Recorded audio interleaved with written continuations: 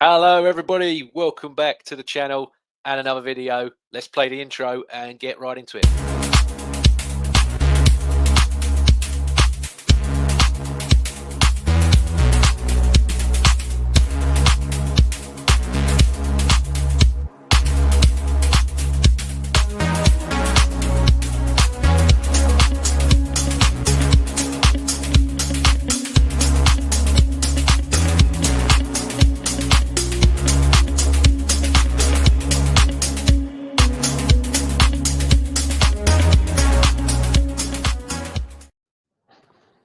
Yes, hello everybody and welcome back again to the channel and another video. And yes, as you can see, we've got guests. I'm not on my own, we've got guests and we've got two brilliant ones at that. So I'll go first and foremost. Melvyn, welcome back to the channel. How are you?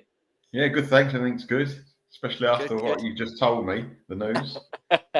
And also we've got Dorsey back as well. Dorsey, how you doing, my friend? Yeah, very well, mate. Long time no speak. But yeah, it's good to jump back on a podcast for a change. No, it's lovely to have you both here, like I said. So yeah, thanks again for your time. And there's obviously quite a lot to talk about since I've last done the previous show. So we'll do it all in order and obviously get to the main cusp of everything. I think the big talking point a bit later on.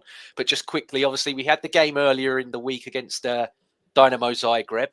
The lineup for that one: Zinchenko coming at left back, Jorginho coming at midfield, and Sterling started in the attack. Melvyn, I'll go to you first. How did you feel when you saw that lineup, obviously, before the game with Zagreb? Did you have any real concerns there, obviously, with the changes, or did you think that's probably about right, considering everything that's going on? With all due respect, it's a European game. It wasn't a very important, but not at the top of the list, was it? I mean, we could afford to make a couple of changes. I'm glad he did. So, yeah, I was quite happy with it. Yeah. And obviously going into that, Declan Rice, he scored quite early. Lovely cross from Martinelli, and then a beautiful laid-on pass by Kai Havertz, and Declan Rice scores his first goal in the Champions League and his first goal in Europe for the Arsenal. Dorsey, what did you make of that one when it hit the back of the net? It was a really nice goal, and I think whether you like Havertz or you don't like it, I think that's what he can do. The faintest of touches, the way he lays off and links up the play, I think is definitely one of his strongest assets. Lovely touch and a great finish by Declan. Yeah, great goal. Yeah. Melvyn, yourself for the goal? He did very well, Havertz. I mean, all three of them did well, but to Havertz, I mean, it's not his fault that he's not a centre forward. It's not his fault we play him up there. He's played some good games up there, but he's not a natural centre forward. You know that, with his heading ability or lack of it sometimes. He's not, but his play, other play than that, he's bringing people into the game, has always been very good in my opinion. Yeah. And, he would be next to a centre forward. I think he'd be superb. His link-up play is excellent. I mean, I feel sorry for him, really, because he's asked to do something he wasn't born to do. Yeah, I mean, if 4-4-2 was still a thing, if that was what all the managers played, he would be ideal, wouldn't he? If he had someone like Ian Wright or a Defoe type mould next to him, imagine the goals he'd lay up for, or Michael Owen. Imagine the sort of goals he'd lay up for him. They'd love playing with him. But obviously, as the game continued, Gabriel, he headed one wide from a corner, trademark for him. But yeah, it just went wide. Martinelli hit one at the goalkeeper, and then Kai Havertz in the second half, he actually does score an excellent header. It's a great cross from Martinelli, and he heads that home. Nanweri as well, he put one on a plate for Declan Rice, and he got the header wrong. And then Trossard had a deflected cross that fell into Martin Odegaard right near the end of the game, which Martin Odegaard scored. And I was quite happy because he's needed a goal, and that was his first goal in open play since April. Right. What did you think of that one, Melvyn? Well, I'm just very happy for him. I mean, he needs a bit of luck, doesn't he? He hasn't had much luck this season. And Havertz's goal was very similar to what he scored at the Emirates in the Championship, the European Championship, this season, wasn't it? Against PSG. That's it, yeah. Similar type of goal. He's all right when they come in from an angle. He seems to get in front of the defender and keeper all right, but some of the ones he's missed. And, I mean, Rice has missed a couple of headers as well recently. Yeah. All we had to do was say good morning to a couple of them, and it would have been a goal. Did you see the interview after the game with Rice? No. No. He mentioned it. He said about how angry he's like, I'm seething. I've missed that, and he's like, I've got to stop doing that because I keep getting the ball. When he's like with Nwaneri or with Trossard and Martinelli, the way they're putting these crosses in, he's like, I've got to tuck more of these away because he's like, we're not going to have games like tonight where we score 3. He went that it could be that's the only chance we get. So I quite liked how hard he was on himself. I was really, really impressed with him. But overall, obviously, that game, it finished 3-0. Partey, Tierney, Trossard, Nwaneri, and Butler Olejeji come on, and bless him. He didn't even get a match rating on Olejeji because I think he played, 25 seconds or so, bless him. But he was waiting for about 4 minutes to come on, wasn't he? He was, yeah. I thought we done all right when he come on. Yeah. We didn't concede, so yeah. No. Wasn't offside, didn't give a foul away, He's obviously got the makings of a great forward, Yeah. No red cards either. No. Oh, yeah. Which is good. That's good for us at the moment. Yeah. But yeah, for that one, the man of the match, I gave that to Declan Rice. I thought, other than his goal, I thought he was actually brilliant all game in terms from not just a defensive but an attacking aspect as well. I mean, I think even against Wolves as well, which we'll probably touch on in a sec. But yeah, he just the distance this guy covers. If he does anything short of 12k a game in terms of distance covered, I'd be shocked because he's absolutely everywhere. But what about you two? I'll go to you first, Dorsey, and then to Melvyn. Man of the match for you? Would you agree, or did you have someone else in mind? No, I think not just that game. I think Declan Rice over the last 3 or 4 weeks, you've really started to see him get back to his best. I mean, to be fair, even at the start of the season, although he wasn't at his best, he's still a very, very good footballer and someone that you certainly wouldn't take out the side. But yeah, the last 3 or 4 weeks, I think he's really showing, getting back to his best like he was last season. But yeah, I think he was head and shoulders the best player on the pitch. Like you say, he could have had 2 goals, should have had 2 goals. But he's someone that's going to be hard on himself, and he will go away and he will work on that. And he will come back, and the chances are next time he gets one like that, he will put it away. So I'm not too worried about that. It's still interesting the conversations about whether he plays as a 6 or an 8 because he's so good in both positions. It'd be interesting to see what you boys think. But I like him a bit further up, if I'm honest. I like him as an 8. I was just about to agree with you. I think as an 8, he's so good with like scoring and assisting. Yeah. He's so much more than a defensive midfielder. He's so much more than that. Much more than that. Yeah, and also just the slightest little critique I have with him is if you're going to be a 6, I think you've got to have more of a variety of passing on the ball, and I don't think he's ever had that in his game, and I don't think he will. I think if he's someone that's receiving that or he's carrying the ball from an 8 position, I think that's his game now. I think like you, if you move him just back to being a traditional 6, like long term, I think you're taking away from what he's developed. Yeah. He's definitely not a Gerrard, is he? He's not going to be pinging 40, 50-yard balls left, right. He's not. But to be fair, we probably don't play like that anyway. There's not a need for him to play those passes. But I agree. I like him a bit further up. Yeah, Melvyn, what about yourself? Obviously, firstly on the man of the match, and then where you see Rice yourself. Is he a 6? Is he an 8? Is he both? I agree with what the pair of you have said. No, I've got to agree. I know he would be my man of the match, but if there was another heading, most exciting person to watch, Nwaneri. I mean, every time he gets the ball, I just can't wait. I just go on, and he just does it all the time. His movement, he glides past players, doesn't he? And is he a Champions League game, and it's like he's playing on the park on a Sunday afternoon, isn't it? I mean, it's amazing. Nothing phases him. It's just I just love watching him play. So if there was a special, exciting player of the match, it would have been him, most certainly. He reminds me of a little bit of a mixture of like Jack Wilshere and a bit of Santi Cazorla. He's kind of a mixture of those 2 players, I think. But I can't wait to see how he continues to develop because he's incredibly exciting. Yeah, I agree. So moving forward, obviously to the Wolves game, and lineup wise, Lewis Skelly come in for Zinchenko. No Odegaard or Moreno. Odegaard apparently got really ill in the hotel the night before the game, and Moreno just injured again for someone that got described as this all conquering, all powerful dual monster. He picks up a lot of, didn't see this in Sociedad. Maybe it's the players in Spain just aren't nowhere near hurting him as much as the ones over in England. But yeah, so Partey obviously come in for him and Rice, and then where he filled the midfield. And you had Havertz, Trossard and Martinelli back up top. But Wolves, they kicked off, had that early chance with Sarabia on a breakaway. And then Melvyn, we go into, like we said, the Kai Havertz discussion for this game. You see him score that header against Dinamo Zagreb in midweek. And he had 3 just in the first half alone, I counted. That it was 3 good ones. Golden opportunities. Sitters, absolute sitters. For someone that's 6'4", you got to tuck at least one, haven't you? I think all 3 were basically on a plate for him. He didn't have to stop. It was just in flow. He just didn't. He hit them all at the keeper. Well, one of them he hit over the bar, didn't he?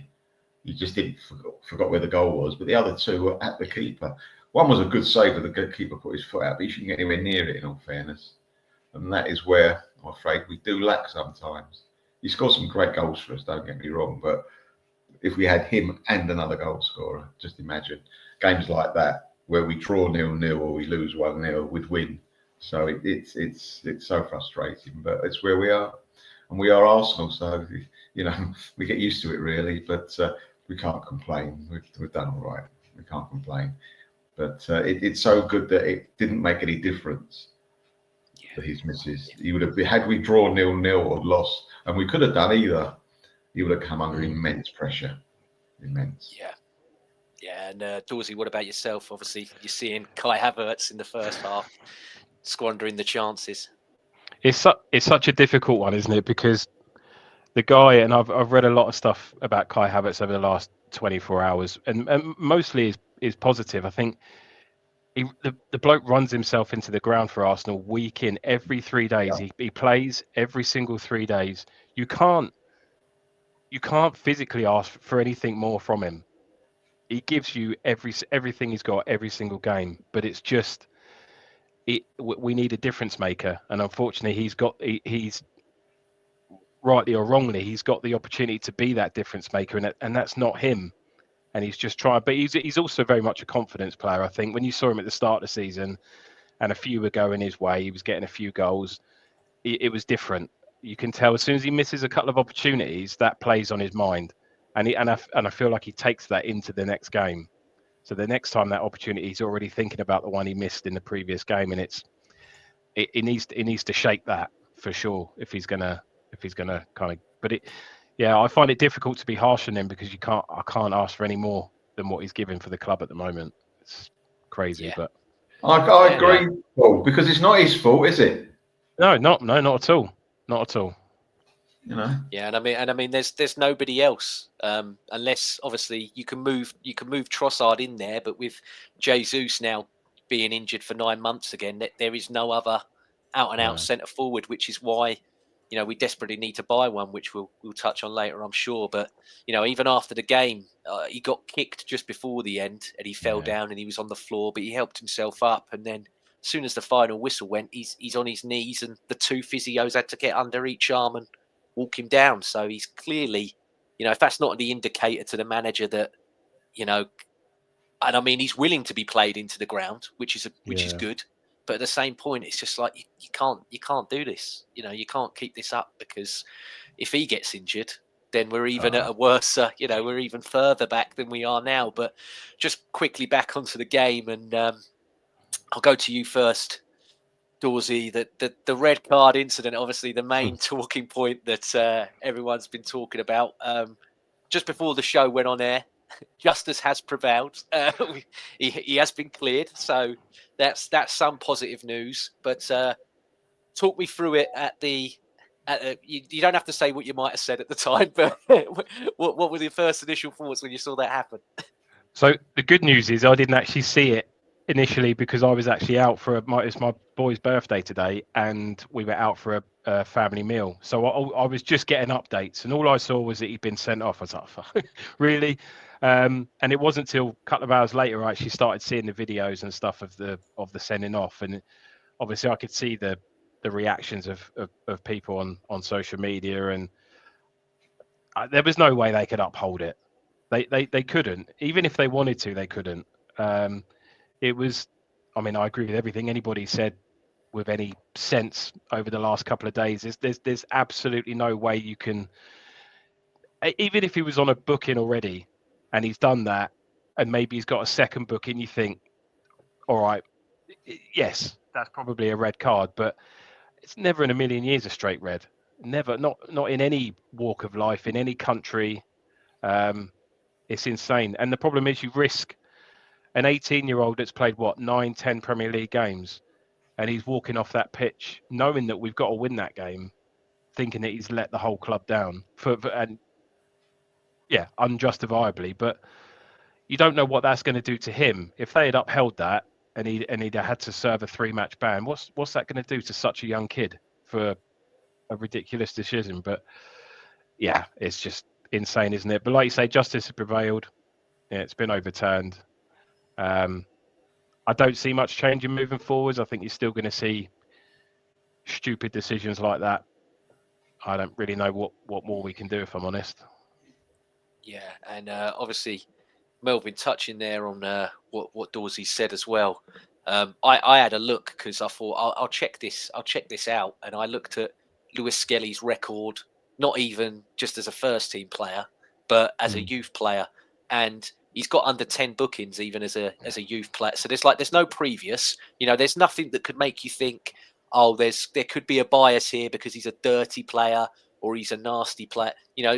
This is a kid that Michael Oliver booked before he even come on in the Premier League. He booked him for kicking off on the bench at Man City before he even got a shirt on. Before he even come on the pitch, he booked him. So, I don't know if Michael Oliver just had it in for him from that, even still. But yeah, I mean, justice has thankfully prevailed. But what's your thoughts on obviously the incident and then everything else that's been going on around it? Well, were you suggesting Michael Oliver's got an agenda? James, wash your mouth out, please. No, I mean, you say, Paul, that, glad that he got overturned, as we all are, and so it won't affect him. He must be thinking now, every time he goes into a tackle, am I doing this right? I mean, seriously, confidence must go. There's nothing wrong with that at all. Yeah, a booking. It was, even people who hate us said it was a booking.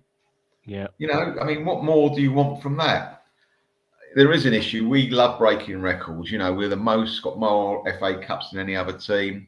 We've got the 49ers. And we've also got records. We get sending offs that no other team gets sending offs for. So that can go in our cabinet as well. The famous double booking in 4 seconds from Martinelli. This sending off. It's just there is a list. I can't think of it. There is a list, and against us as well. People putting their studs on our chest, kicking us on the touchline when we're down. Nothing to see here, boys. It is horrible, horrible. And now they've actually turned around and said that it's not going to be a sending off. Fantastic. It shows them up for what they are. And what does it show VAR to be? Yeah. It really, absolutely. It was one of those. With VAR, were they actually looking at the screen? I'm not sure they did. They was probably having a coffee going, was it against Arsenal? Yeah, carry on. How can anyone who's got any idea about football, played the game, watched the game, give that as a straight red and then go, you know what, the ref's giving it and I reckon he's right. It's something wrong. I said ages ago, James, don't recall, it's either incompetency or they're cheats. I don't think they're incompetent anymore. I really don't. Yeah, I mean, if we're going into like what you've said there, he's classed as the senior, like he's classed as the best ref in the country. So those on VAR are like, oh, I might not want to challenge him because he's deemed as the best. And then you've also got what Mike Dean has said before about, oh, we're all friends and we don't want to embarrass our friends. Yeah. Well, hang on a second. It's not a case of embarrassing. It's holding someone to it. Yes, it's one, doing your job, but also holding someone to account. And if you're a friend of somebody, you should hold people to account more. I mean, silly example, I know. Friday night, I went out for one of my work friends leaving dues. We carried on drinking in another bar. I saw some old friends from my school that I've not seen for ages. One of them said something to a woman in the bar that a few of us were like, hey, hang on. we're like, that's a bit out of line. Do you know what I mean? If you're somebody's friend, if they've done something that you believe is wrong, you've got to hold them to account. And this is what I don't understand. I mean, this is football. It's not North Korea. Like, it's not a dictatorship. It's not. Do you know what I mean? I'm like, why have we got this where the rank outweighs the correct answer? It's called integrity, James. They haven't got any. That's the problem. Yeah. I find it so difficult because I want to sit here and say that there isn't. It almost sounds ridiculous that we're sitting here saying that there's a agenda against our football club, but it's when you look at the evidence and you look at the, especially Michael Oliver's stats that you look at yesterday. He's given more red cards to Arsenal than anyone else. He's given more yellow cards to Arsenal than anyone else. He's given more penalties against Arsenal than anyone else. He's given less penalties to Arsenal than anyone else. I think I saw a stat yesterday that he's refereed Man City 50 times. Not once has he given a penalty against them. And I just think, and he obviously went over to the UAE and he did some refereeing over there, which of course is linked back to Man City. Yeah, the payments come from the owners of Man City. There's no subtlety there. It's happened. No, it's black and white. Yeah. Yeah. So I don't want to think that there are people out there that just don't want to see Arsenal do well, but it's so hard for it to not look that. It's too obvious. Yeah. You know what I mean? That's the thing. You know how everyone claims it's a conspiracy. I'm like you are now. I'm like, there's too much to show that this just isn't a conspiracy anymore. I mean, you look at the 4 red cards that we've had this season. The Declan Rice one. No one else has never been booked for that. No one's received a second booking for that since that red card. On the day, I thought the other keys got sent off. Yeah.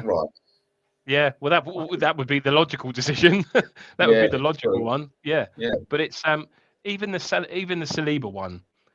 I can kind of see why, but I still think he's too far from goal. I still think there's a good chance Ben White gets back.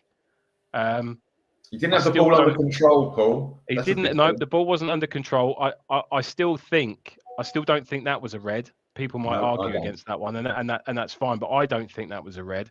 The Trossard one, again, same thing as Declan Rice, kicking the ball away less than I think it was less than a second and a half after he'd blown the whistle. You know, it gives me nightmares going back to Van Persie getting sent off against Barcelona all those years ago in the Champions League. It's ridiculous. And then obviously the one at the weekend, I just find it insane that it's. Well, look at last season. We started off. Was it away at Palace when Tommy got sent off? His second booking when he done absolutely nothing to the geezer. The geezer collapsed, and it's a second yellow. You got to be sure. You got to be certain to give a second yellow to send someone off. And when we see the tackles like Man City did against us last year at the Emirates, their midfielder. Yeah. And that was Oliver again. That was Oliver again. Kovacic. Of course it was. Yeah, nothing to see here. How was that Kovacic one not a second yellow card in any walk of life? Yeah, but if anything, that's a straight red. Red. It's the guff that comes out with it. So the Kovacic one, he doesn't want to make it 11 versus 10. Doesn't want to ruin the game. Yeah, I don't want to ruin the game. Man City away this year, didn't he? Exactly, and then also with Lewis Skelly, like you said, it's a minute before half time. You book him and go, right, calm that down, and you keep it 11 versus 11. But like you said, doesn't matter what time it is, James. It's a booking. Exactly, but it's the speed. It was just he was rapid. He couldn't wait. You gave a red because you wanted to. Yeah, I was like, you wanted to give a red. He couldn't wait. I tell you what, the PGMOL, they don't move the goalpost, they move the pitch, don't they? Yeah. And it's. But do you know what's funny as well? Because I don't. If he didn't send Lewis Skelly off, I don't think he gives Matey a second yellow card either. I think he knows that he's made a mistake sending Lewis Skelly off, and I know the Wolves player deserved that second yellow, and I know he should have been sent off. But I reckon had he not sent Lewis Skelly off, I think all the way through that game he's realised that because he's been booked and he should have been booked again. Yeah. No, I've just got a feeling he feels like he had to send him off because I think he knew he'd messed up. Yeah, and also obviously where there is all the camera, I know the cameras should have intervened. I think that was so obvious on Timber, more so than Skelly. It was like you can't hide from that. If you don't send him off, like you've said, you cannot hide from that one. So to say, I mean, not a booking. Yeah, I mean, all this now where it's been, reviewed by the panel when it's come out that we're clear and he can play and everything else, which is great. None of the statements have any apology or accountability for him or for VAR that they've got that wrong. They're all sticking by and still trying to gaslight every single person into believing that it's a deflection exercise, it's a lack of accountability, and that's all everybody are asking for. Like, I know so many people go, oh yeah, but you Arsenal fans, you whinge and I'm like, no, I want this for everybody. Like when Liverpool got done last season against Tottenham, I know a lot of people found it funny, like, hey, look at that's different. No, that was a mistake. That wasn't a judgment. That was a complete idiots saying, I've watched it, without actually saying, what have you seen? You're talking about the goal that was disallowed. Yes, yeah. No, I'm still with you. Totally different. That wasn't a foul. It wasn't an offside. It wasn't a judgment. It was just basically two idiots not being able to communicate with each other. But this again, there's no communication for this. There is a communication. It's a nod and a wink communication. That's what I reckon it is. It's totally different. But still, I was on the side of Liverpool in that, going like, no, something needs to be done here. Because it's unfair. You don't want to see unfair things. I agree. Exactly. And this is the thing is that guy's never refed a Liverpool game since. Yeah. So, because Liverpool kicked up, no of these audio tapes or anything ever got released before, Melvyn, until Liverpool kicked up. So I'm like, why have you done it when Liverpool kick up, but when Arsenal kick up? All this from bloody Oliver Holt about, he's got to have police at his house now because of a bomb threat from an Arsenal. It was a Man United fan. It was a Man United fan that threatened him with a bomb threat. I'm sorry. I'm probably going to sound really silly here, but most Arsenal fans either live near that area or are in the south of England. Do you really think, sorry, love, sorry, kids, I can't play with you tonight. I can't cook the dinner. I've got to drive somewhere up north to put, I've got to go find where Michael Oliver lives. Like, do me a favour. The thing is as well, that's all they've gone on about since the game is the abuse that he's received in his family, and that's fine, and I don't condone that whatsoever. If there's evidence out there that people have sent death threats and unfair abuse, all of that, it's just at the end of the day, it is football, and I think they should never step foot in a football stadium again. However, I haven't seen a single screenshot.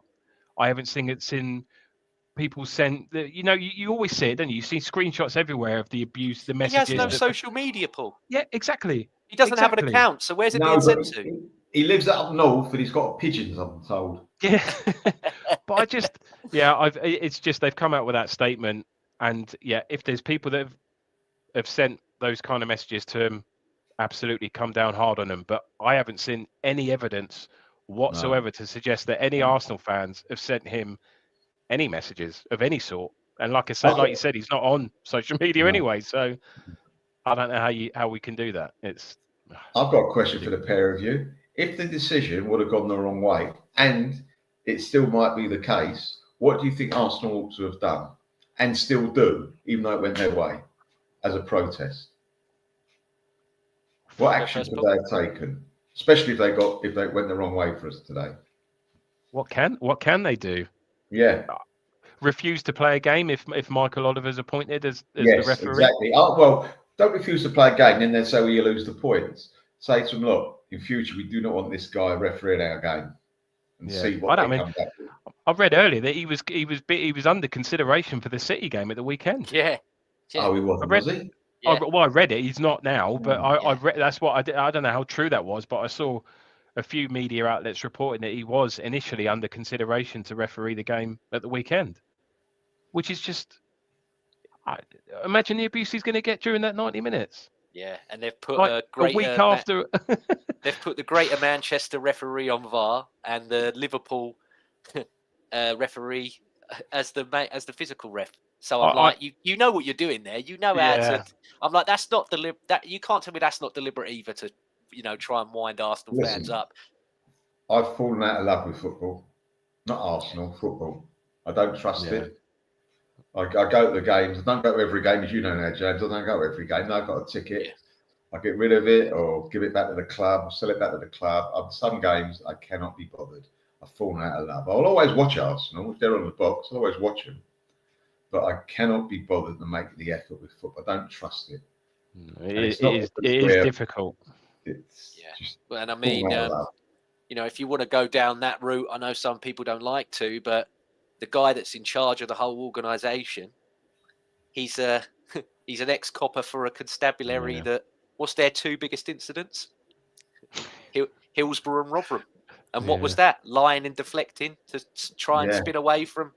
I'm like, he's been institutionalized by that organisation on how to deal with deflecting and absorbing yourself of all blame or all accountability for things. The thing is, in life, over here in life, there's not very many institutions you can trust now. As time goes on, you learn more and more things. How we've been treated like idiots. I'm not naming any specific, but you can imagine what I'm talking about. There's quite a few institutions thinking, really? I put my trust in my old man. You say, oh, you can trust them. That's partly blah, blah. Now you're thinking, well, I don't think so. The evidence doesn't point that way. And if they're the ones that have been found out, what about the ones that haven't been found out? Yeah. And I mean, the stuff with Coot to do the interview with The Sun to try and endear him. Timed that well, didn't they? Well, the timing is one thing, but to try and endear him to Liverpool fans, which isn't going to happen anyway, but to put him in The Sun to endear him to Liverpool fans, I'm like, where's your thought process? They hate The Sun. Exactly, that's what I'm like. I'm like, why interview with The Sun? I'm like, of all the places you could have had an interview to, hey. You know what? It's so stupid for them to do that. What they could have done, he could have said, right, now I'm going to name all the Liverpool players I've slept with. That'd have been the same type of thing, wouldn't it? Yeah. That wouldn't make you feel great as a Liverpool supporter. Oh, we love him now. No, mate. No, you've got it wrong. Oh, Two questions for you. It's kind of, they're linked. First question, I don't hear any of this in the Championship. Nope. None of the English referees that referee in the Championship. You don't hear any of these stories. I've got friends, close friends that I speak to regularly that support Championship sides. None of them ever complain about the standard of refereeing in the Championship.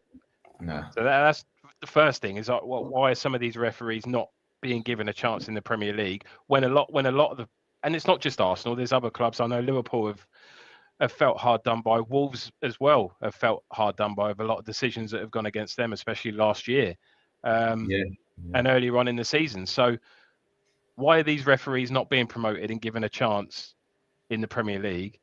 And kind of, I guess the second part of that question is, why are we not bringing referees from other countries? I agree with that. I said ages ago, 100%. 100% agree with that. We have managers from other countries, Paul. We have footballers from other countries.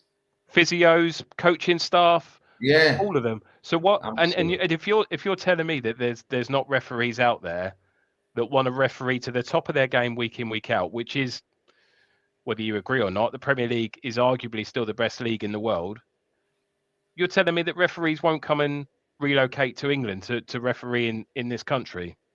The answer is they're not asked for. It's not the only foreign referee that we have is Gerard Gillett from Australia, and he's the one who sent off Saliba thinking that was the right thing to do. So even foreign refs, I'd be sceptical. Was he on the pitch, James, or was he in VAR? No, he was the one who actually produced the card and sent him off. Yeah, but of course he was told. Yeah, he would have. He gave a yellow card. Well, no, he gave it. He gave it initially, didn't he? No, gave a yellow. Went to VAR. He was told to look at the. Am I right, Paul? I thought it was a straight red. I can't remember. No, I think no. I'm 90%. He gave him a yellow. Then he was told to go to the screen. Yes, no, you are right. The one against Palace. Yeah. No, Bournemouth. Bournemouth. Yeah. Sorry, Bournemouth. Yeah. But I think even if you've got referees that come in from Spain and Italy or whatever, at least you've got a less chance of bias. Yes. Yeah. You've got less. They're still going to make mistakes. All referees are going to make mistakes, and that's fine. We don't mind mistakes, Paul. We don't mind mistakes. No, exactly. But what you don't want is people blatantly rubbing it in your face and saying, "I don't like your football club. See you later." And that's what you would get rid of. So I don't understand why they stick with these referees. There's very few of the referees that referee in the Premier League that you think actually he's done all right today. There's always something in every game. Yeah. And when you've got VAR to back it all up, it makes it even more farcical, really. the stuff coming out as well under the guise of it's affecting his mental health, this abuse that he's getting and everything else. I look at it and go, well, all your mistakes that you made, you mentioned it with Wolves.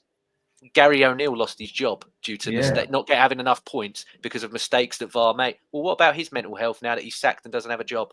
You didn't care. You didn't apologize. Other than apologising, wasn't it? You said it years and years ago, Melvyn. You said if apologies were worth points, Arsenal would be on for 3 titles in a row. We'd be like Man City. We'd be on for 3 in a row. Invincible every season. Exactly. It's just, I mean, I don't want to give them any more sort of publicity than we need to. I think we've done it to death. But I think the main thing, like you said as well in one of your questions about what we would do, Melvyn, like I said, Liverpool after that complained and all the audio's been released and everything else. That referee has never reffed a Liverpool game again.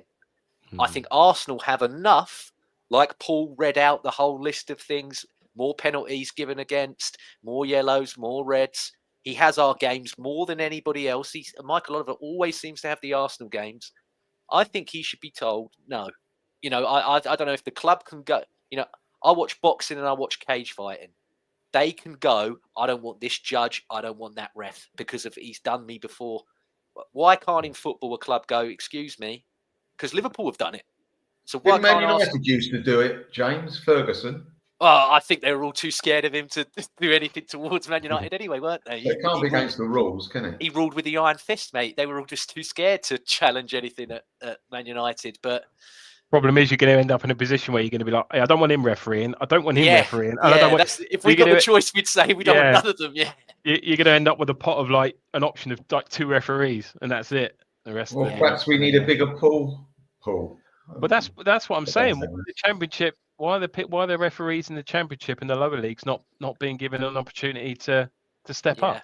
Yeah, and all this from Carragher as well about who would want to be a young ref. I'm like, well, one, don't you talk about standards and upholding standards when you spit at kids, mate? I'm like, and throw coins. God, I was just about to say he nearly hit me and you in the stand upper, Melvyn, when he threw that coin. I mean, he just threw it towards where me and you were sat. Sky Sports are en route to making themselves looking just as stupid as the PGMOL. Yeah, the way that the interviews come out and they have a go at fans because they're throwing abuse at referees. Hang on a minute, you do nothing but bully players week in week out because he's not done this or he's not put that chance away or he's not played. The amount of abuse that Kai Havertz has got, not just from fans but from pundits as well. Yeah, Paul, where do they stand on that? These players. They never used to give refs any aggro, did they? Of course not. Never had a go at them. They never stopped. they got short memories, didn't they? Yeah, I know. But they talk about what youngster would want to be a referee. First and foremost, roughly a year they earn about 240 to 250 grand. So that would sway me towards wanting to be a ref. 2, I can go out and do cocaine and have a laugh and not get, okay, it's all come out now, but at the time, and call Jurgen Klopp.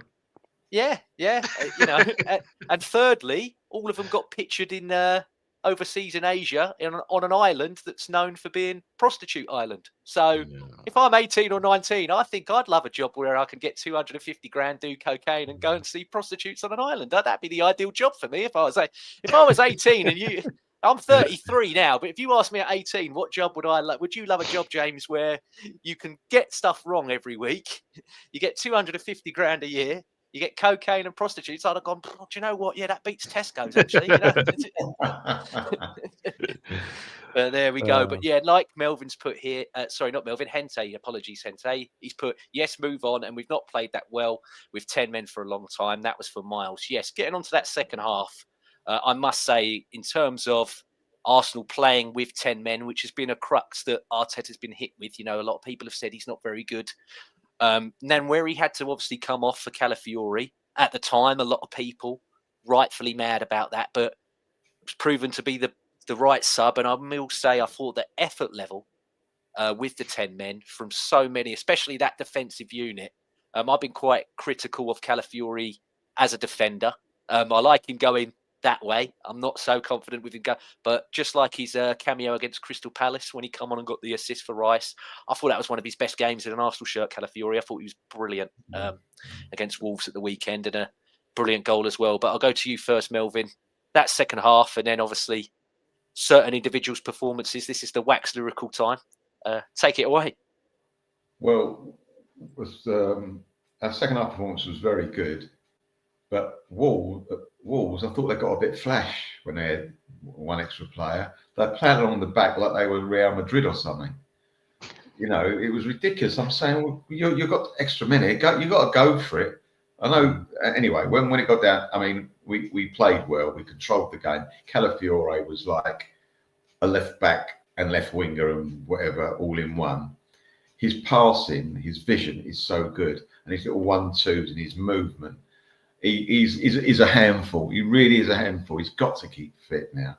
He's got to keep fit. He really has, because he's such a good, and he's so strong, and also he's got that knack of just getting his foot in. Where you think he's not going to get the ball. Why is he even going near this player? And he managed to get that ball, nick it off the player. He's a fabulous footballer. Really, really pleased with him. But it's the injury thing again, isn't it? We played well. We played very well. I think that there were times though where you've got to remember we were playing Wolves. They don't score that many goals, and we gave them too many chances. Their left back, who is I've seen him a few times now, very good player, very good. I can't think of his name. Al-Nouri. Yeah, that's it. Yeah, quality player. Yeah, he's a very good player. You know, he's got a bit of something about him. He could or should have scored, right? We're all over the place there. You know, the ball went from right to left. Where were we with another? Who should have scored with that when the right went down the line, ran about 50 yards with the ball crossed it, and the guy hit it over the bar. Yeah, that was Sarabia in the first half. Yeah.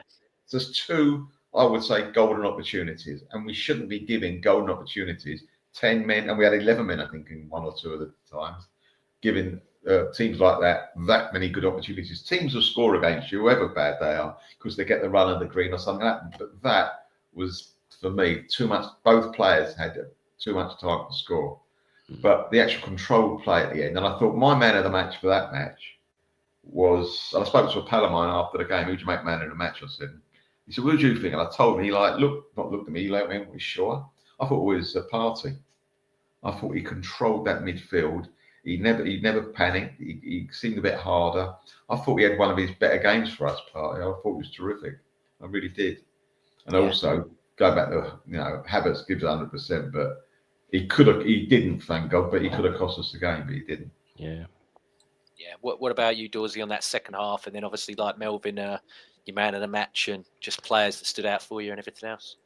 Yeah, similar to Melvyn actually. I mean, you can never question the effort, can you? The club internally are very much as one.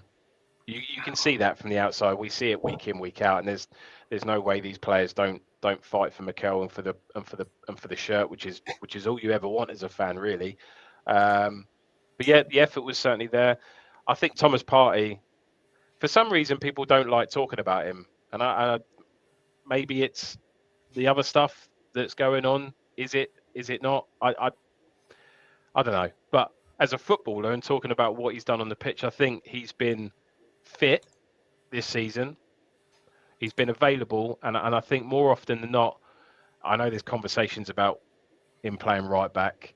I don't think he's as bad at right back as what some people say, but I think what you do is you lose something significantly in midfield.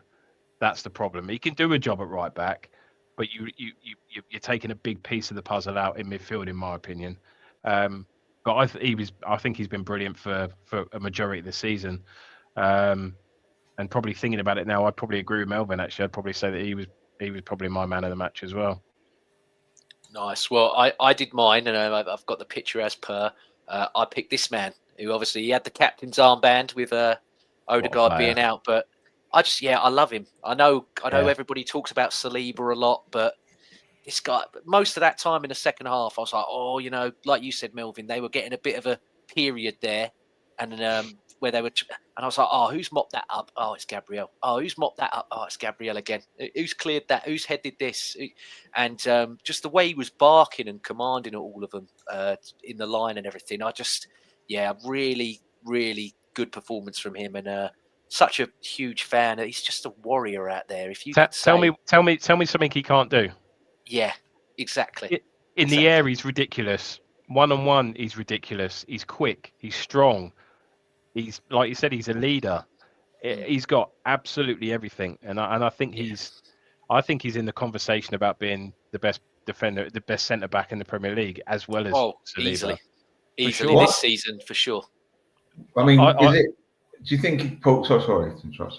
Do you think that that the manager will not take the cap? Not that if he takes the captaincy away from Odegaard, his confidence might go. Because for me, he could be an amazing captain. He's more of a captain, I think, than Odegaard.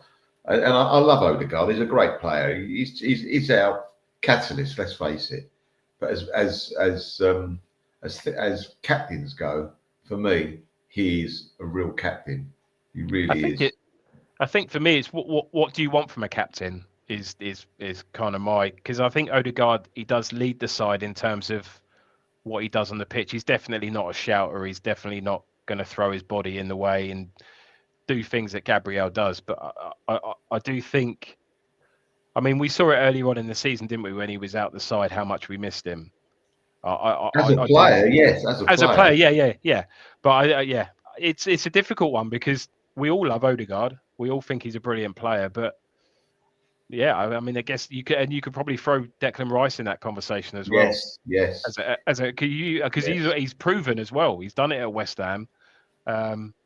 We already know what he brings to you as a captain of a club. I mean, there's a few out there, isn't there? There's Declan Rice, Gabriel, for sure would be right up there. If not that I think he will, but if there was ever a conversation around moving the armband, it would be one of those two for me. You asked the question, what do you want from a captain? Apart from the obvious things, sometimes you need a captain when we're 1-0 down. They go, come on, boys. Yeah. And I think Gabriel's and Rice are more in their character to do it than Odegaard. Yeah. No, I'd agree with that. Yeah, I think if you took it off Odegaard now, it'd do him more harm than it would do him good. Yeah.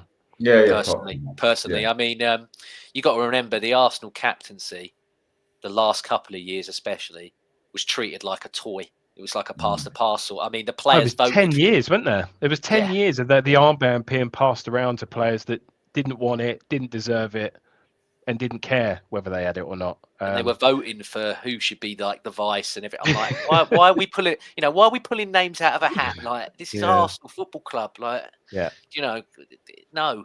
And I quite like that. If Odegaard, touch wood, he isn't more injured or anything else.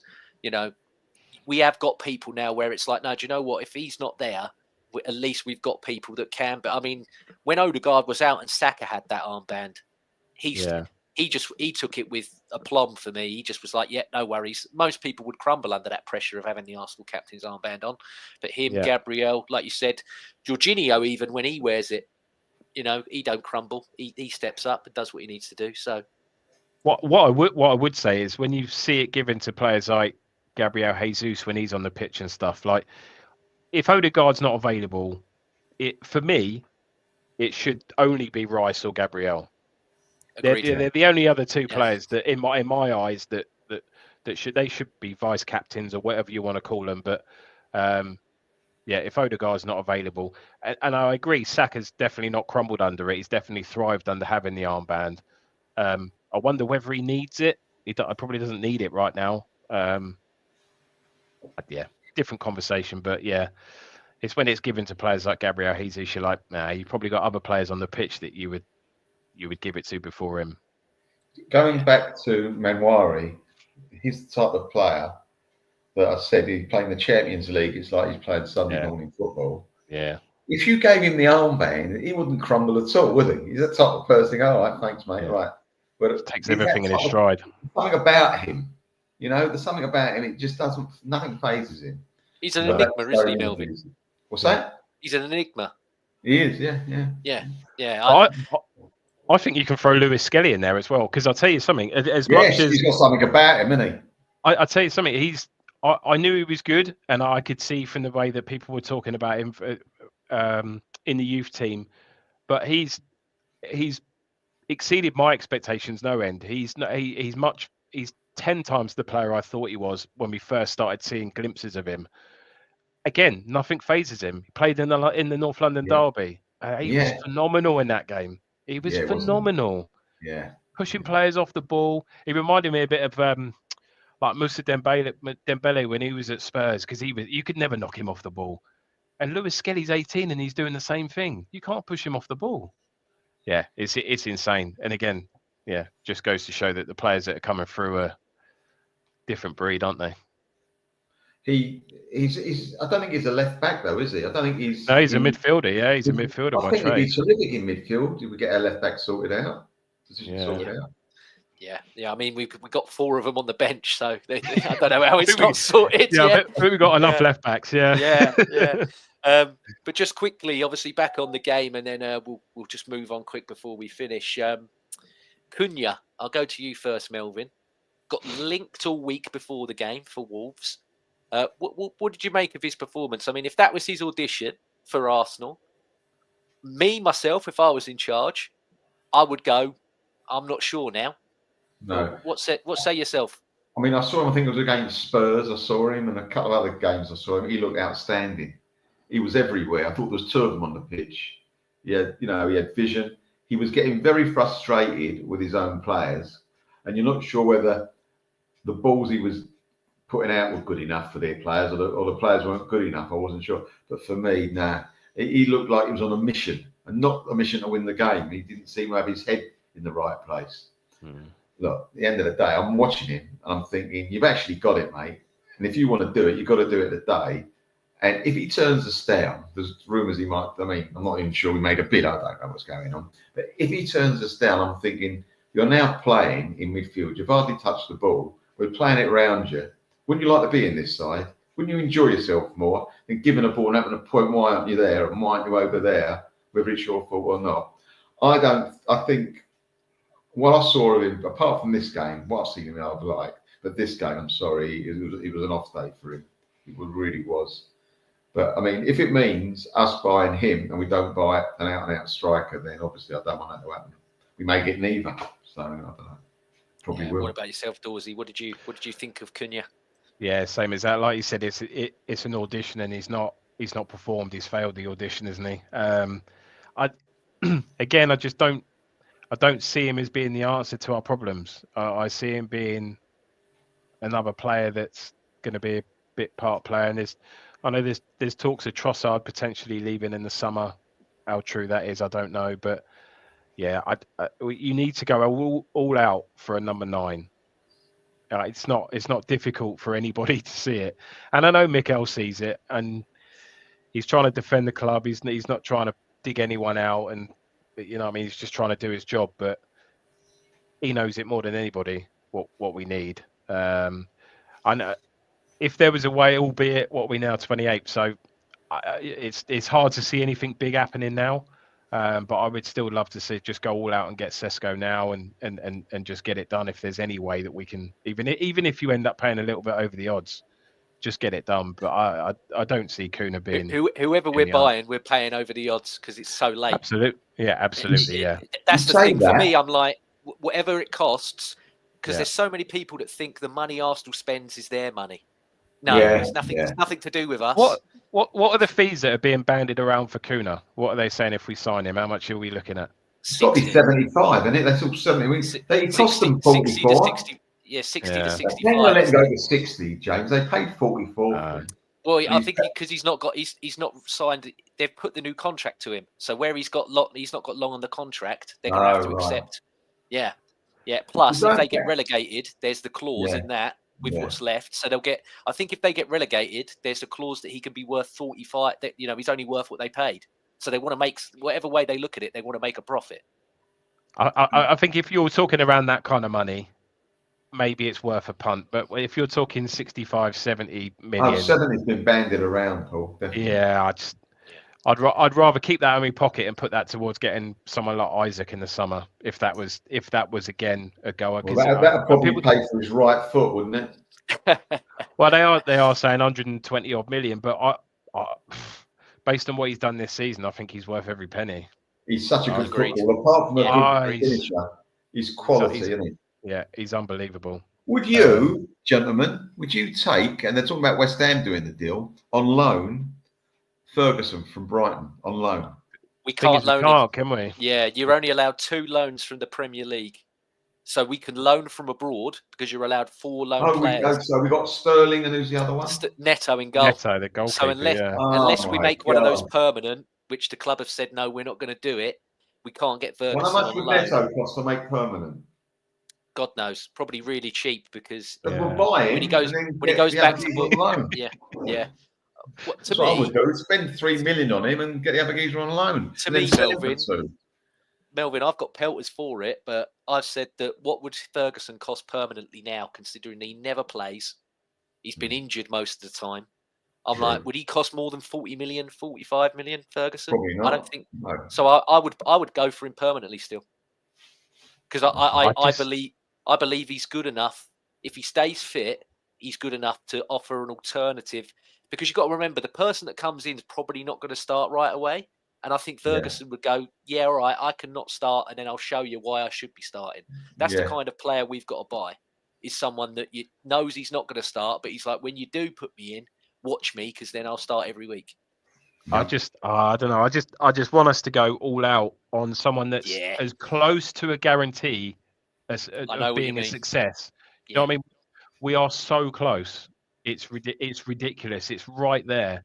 That's the problem. And I know if it's a case of throwing 140 million on someone like Isaac or even the guy at Sporting Lisbon, that Gyökeres, just go for someone like that you know there's a very, very high chance that's going to pay off. I don't want any more players that are just going to fill in gaps or do a job. I want someone that's going to come in, he's going to play 35 games out of a Premier League season, and he's going to get you 25, 30 goals. That's what I want. Yeah. I mean, that goal he got against us, Isaac, away to Newcastle. It's ridiculous. Oh, my God. I was in the pub watching that. I went, oh, dear me, what a goal. Thing is, he creates stuff for himself as well. He creates opportunities for himself. He links up the play. He gets on the end of other opportunities. Are we dreaming, Paul? Are we dreaming? No, you're telling me he wouldn't come to us. I think the player. They're a big club, Newcastle. And all. I know they don't won much. I agree, but I think if we go in for him, I think he wants to move. We're a lot closer to winning stuff than he will be at Newcastle for a good few years. I think obviously 5th will get you Champions League in England now because of how well we're doing in the European competitions. I think if Newcastle don't get 5th place in Champions League, you can throw the checkbook at him. Yeah. But that still doesn't address. And I'm cautious of time, so if you need to wrap up soon, let me know because we've nearly done an hour. I think you can't leave this blank. I mean, there's the talk of the Norwegian Naipan, the young lad coming in. Yeah. But he's obviously been flirting with Man City and Girona and that now. So it's clearly, does he want to play or does he want the money? Because as a young player, I don't think, I can't understand why you'd pick Man City over Arsenal as a young player, other than for monetary reasons, because the pathway to the first team is so much clearer at Arsenal than it is for him. Yeah. Has he turned us down? They're talking about it's to and fro. We don't know what he's going to make a choice. His dad was on Norwegian radio, and he said he's going to make an announcement on social media in the next coming days of where he's going. Fuck him, walk away. Yeah. Walk away from it, mate. Yeah. If you don't want, Mikel said it before. If you don't want to join Arsenal, there's plenty of players that want to join our football club. Yeah. And if you're having doubts or you're not sure, go somewhere else.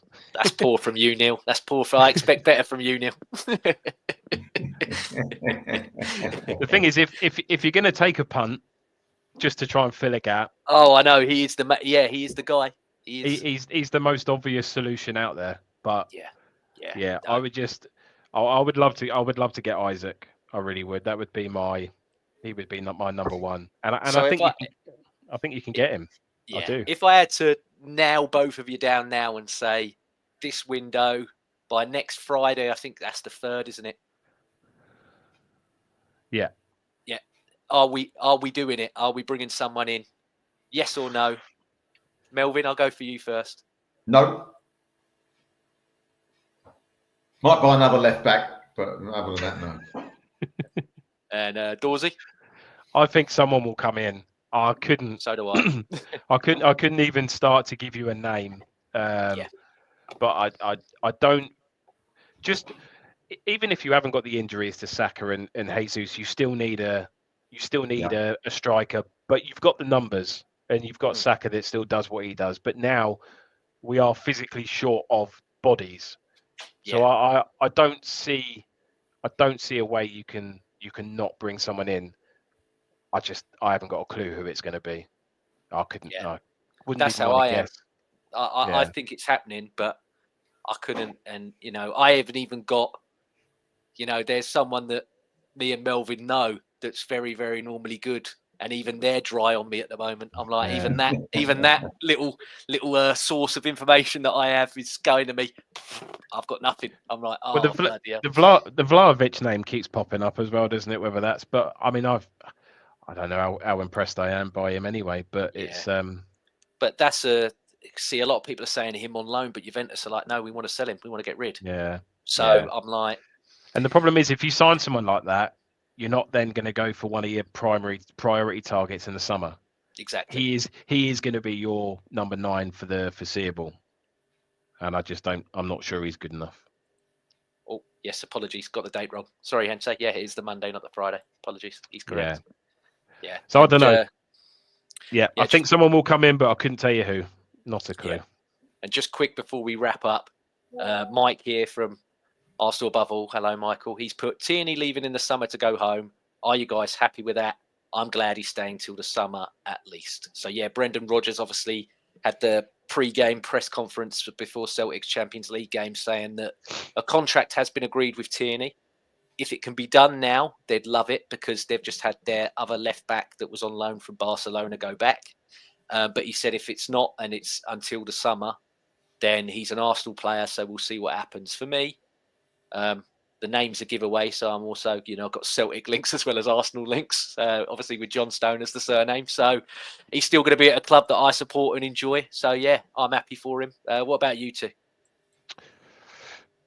Yeah, I mean, we can't let him go in January. We just haven't got that. Even though we got 19 left backs, we haven't got bodies.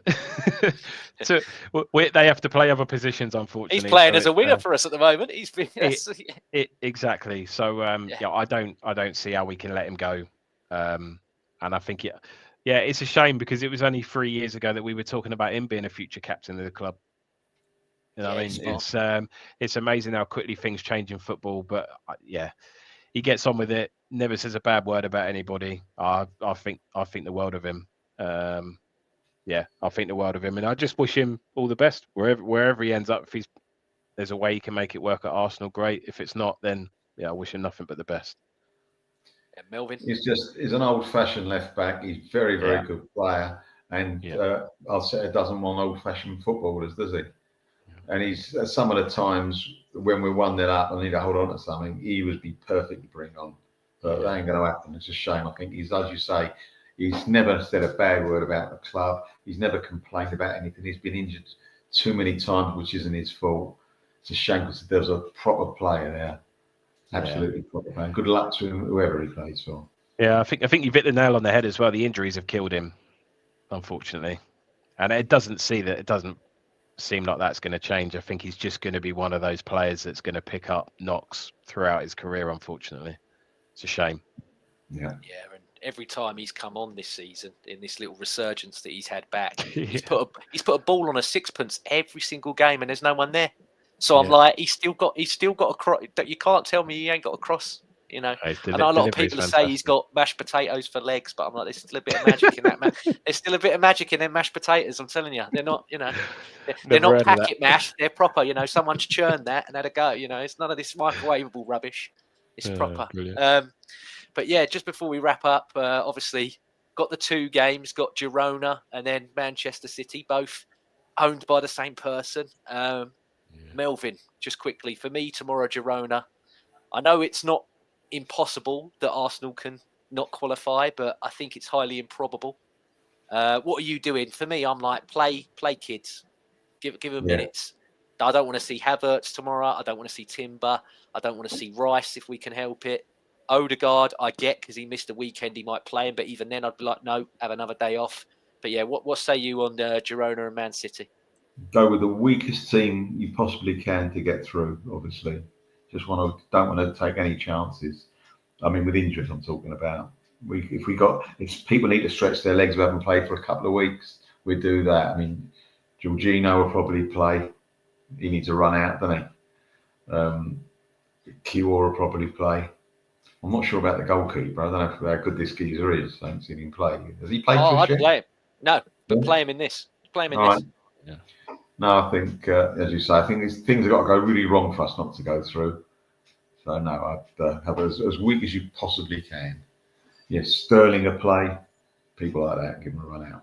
Yeah, but I think we should be too good anyway. Predictions, Melvyn, just quickly. 2-0. Yeah, and then Man City? 2-0. Lovely. And Dorsey, what about yourself on Girona and Man City? Yeah, echo everything that Melvyn just said. You have to be sensible in these games. And I know you can sit there and you can say we've got to take it game by game. I get it. And yes, but you can't not look at these two games and not prioritise them. You'd be stupid to not prioritise them. So I think, just play what you can get away with playing to try and get a result tomorrow. And just try and give us the best chance to get some fresh legs in for the weekend. Agree with Melvyn. In terms of predictions, I'm going to go 1-0 tomorrow. I'm going to go 2-1 at the weekend. Hey, that's the same as mine. I've done 1-0 and 2-1 against City as well. Good man. Oh, yeah. Great minds. And just I get my coach, shall I? No, you predicted 2 wins, Melvyn, so you're spot on with me. I'd prefer Melvyn score lines. I'd love 2-0 wins. Yeah, and just quick here from Neil, obviously singing your praises here. Cheers, Neil. Yeah. Cheers, mate. Oh. And there you go. So yeah, we'll definitely, if you want to come back when we've got Neil on, we'll accommodate you. We definitely will. This is what happens when you ask me, mate. I come on. All you got to do is ask. Good man. And just quickly as well, Melvyn, if anybody else wants to see any, not like these Arsenal fans that apparently want to go to Michael Oliver's house, but where can they find you if they want to find you, Melvyn? Only on Twitter, really. I mean, I do a podcast with the transfer show sometimes on a Tuesday. I was asked tonight, obviously I'm doing this. It's a bit late, they asked, which is a shame, but they started 5 minutes ago. But they don't do it every week, so that's really, I get sometimes on. Now this is it on Michael's channel as well. But that's or on Twitter, I'm afraid, just on Twitter. Moaning and groaning on Twitter. Lovely. And Paul, where can, obviously, people, if they want to see more and hear more from you, and also next week when we sign our new player, where can they go to get their shirts printed? To be honest, I try and stay away from all of it at the moment, if I'm being completely honest. It's really only on Twitter that I'm even semi-active, but feel free to reach out to me on there. Brilliant. Okay, well, that's it, everybody. Thank you very much for tuning in. And thank you all for the comments, everybody in the chat as well. Take care, and we'll be back after the 2 games this week. Cheers, everybody. Awesome. Cheers, guys.